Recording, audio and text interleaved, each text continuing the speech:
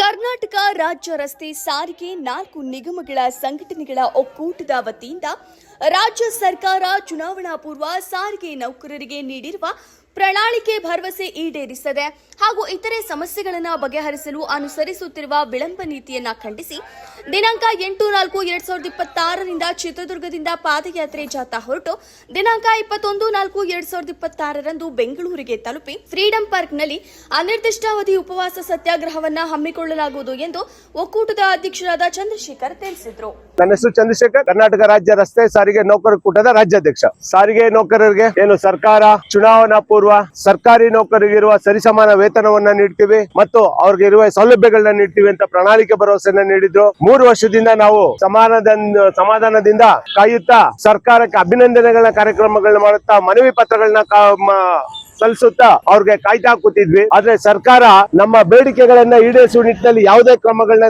ಕೈಗೊಳ್ತಾ ಇಲ್ಲ.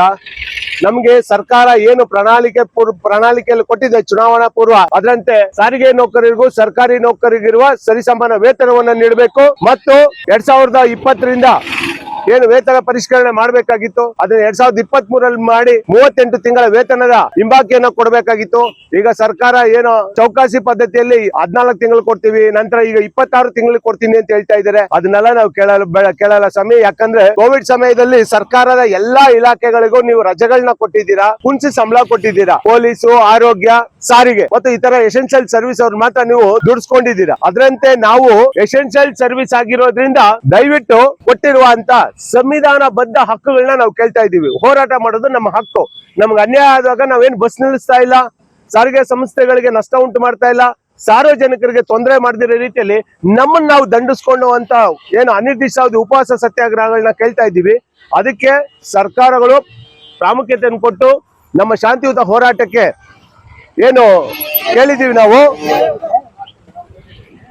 ಆ ಅನಿರ್ದಿಷ್ಟಾವಧಿ ಉಪವಾಸ ಸತ್ಯಾಗ್ರಹಕ್ಕೆ ಸರ್ಕಾರ ಮತ್ತೆ ಪೊಲೀಸ್ ಇಲಾಖೆ ಅನುವು ಮಾಡ್ಕೊಡುತ್ತೆ ಅಂತ ನಾವು ಅನ್ಕೊಂಡಿದೀವಿ. ಇನ್ ಕೇಸ್ ಆಫ್ ಅವ್ರು ಏನಾದ್ರು ಕೊಡೋದನ್ನ ಬೆಂಗಳೂರಲ್ಲಿ ಫ್ರೀಡಂ ಪಾರ್ಕ್ ಅಲ್ಲಿ ಕೊಡೋಕ್ಕಾಗಲ್ಲ, ಅದು ಇದಂದ್ರೆ ನಮ್ಮನ್ನ ನೀವು ಎಲ್ಲಿ ಬಿಟ್ರನೋ ಅಲ್ಲೇ ಉಪವಾಸ ಸತ್ಯಾಗ್ರಹನ ನಾವು ಶುರು ಮಾಡ್ತೀವಿ. ಒಟ್ಟಲ್ಲಿ ನಾವು ಶುರು ಮಾಡಿದೀವಿ. ಇದನ್ನ ಅಂತ್ಯ ಬಂದು ನಮ್ಗೆ ಪ್ರತಿಫಲ ಸಿಗೋವರೆಗೂ ನಾವು ಬಿಡಲ್ಲ.